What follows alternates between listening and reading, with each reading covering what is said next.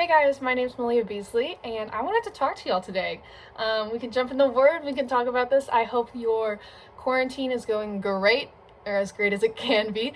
I hope you're staying sane, that's important, staying safe, washing your hands, and going outside, go for a nice little jog. A couple days ago, I was talking to one of my friends, and we were talking about, okay, I trust God, but why is he doing all of these things? Why is he causing all this hurt?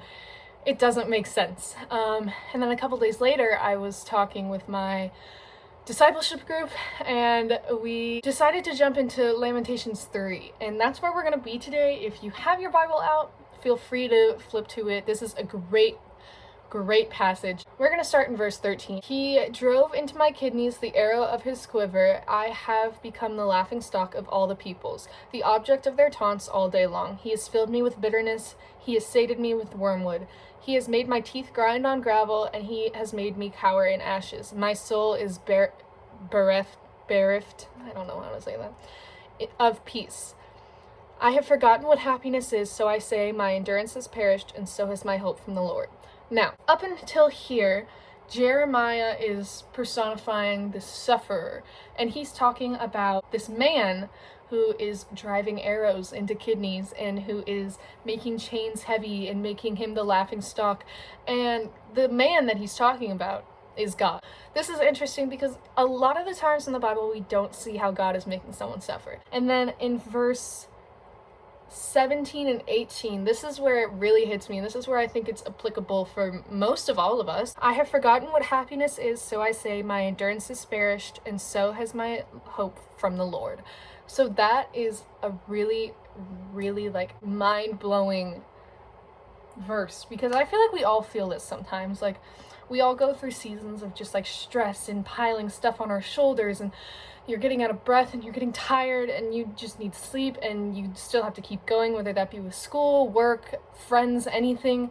And at a certain point you're like, okay, God, I get it. I'm stressed. I asked you to take me out of this stress and out of this suffering, and you haven't done it. So why should I keep trusting you? This part in the passage is so empathetic to what we're feeling modern day that's why I love this passage. And here's the turning point in the passage, and I'm just going to read through this and then we'll break it down from there. But it says, but I call this to mind, and therefore I have hope. The steadfast love of the Lord never ceases. His mercies never come to an end. They are new every morning. Great is your faithfulness. The Lord is my portion, says my soul. Therefore I will hope in him. The Lord is good to those who wait for him, to the soul who seeks him. It is good that one should wait quietly for the salvation of the Lord. It is good for a man that he bear the yoke in his youth. Let him sit alone in silence when it is laid on him. Let him put his mouth in the dust. There may yet be hope. Let him give his cheek to the one who strikes it, and let him be filled with insults. For the Lord will not cast off forever, but though he causes grief, he will have compassion. So, that is kind of heavy. So we're going to break it down a little bit. Starting with the part where it says, but I call this to mind, and therefore I have hope. Now, two things about this. First thing is, in all of Lamentations, we're talking about how Jerusalem was suffering. And this is the first time in this book that Jeremiah even mentions hope. But all the chapters and all the verses and all of that leading up to this, not a glimmer of hope. And this is the turning point, and not only this passage, but the entire book. And the second cool thing about this is Jeremiah isn't prescribing positive thinking. He's encouraging it. He's asking you to remember it. He's not saying, oh, you're struggling, well, think happy, be happy, because we all know that doesn't work. Instead, he's saying, oh, you're struggling, just remember all of these good things. Not necessarily change your entire mindset, but keep these things in mind as you're struggling, which is pretty cool if you think about it. He's telling you not to pretend that you're happy and not to pretend that you're okay with it, but to just kind of remember what God has done for you in the past. Then it goes into talking about the greatness of God and talking about how this is an everyday thing. Up until this point, we see this suffering, and then we see this turning point.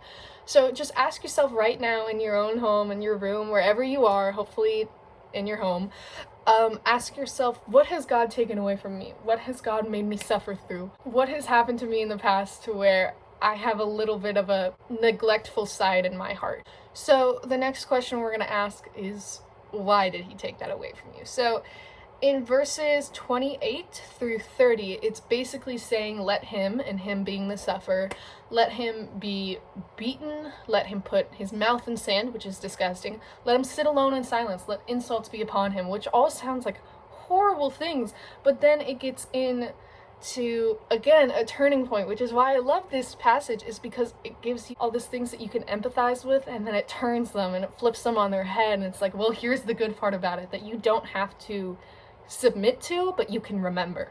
Okay, well, why does he cause grief then? Verse 27, it says, it is good for a man that he bear yoke in his youth. So yoke, you're probably thinking like egg yolk, and you're like, what the heck? Yoke is used as a biblical term. It's talking about on a farm, whenever you were trying to do your gardening thing or whatever, you would have 2 oxen pulling this wagon behind you, and the oxen would be connected together so they didn't start straying off in different ways, and they would be connected by something called a yoke. And so in order to be yoked is to be connected and unable to stray from. It's saying it's good for a man that he bear the yoke in his youth. It's good for a man to bear this suffering that he can't stray from in his youth. Why is that good? Well, it's important for us to bear these things in our youth, is it builds character.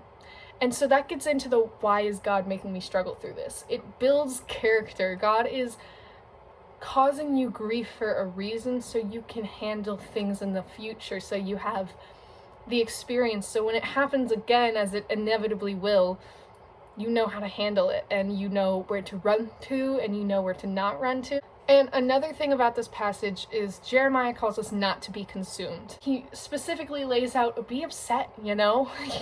You're getting beaten up, you're getting like tired, you're getting weary, but do not be consumed by it. And keep going, because the Lord has compassion. What I really want you to focus on, if you didn't take anything away from this, take this away, is we have a couple verses that just go in like this order that completely amazes me.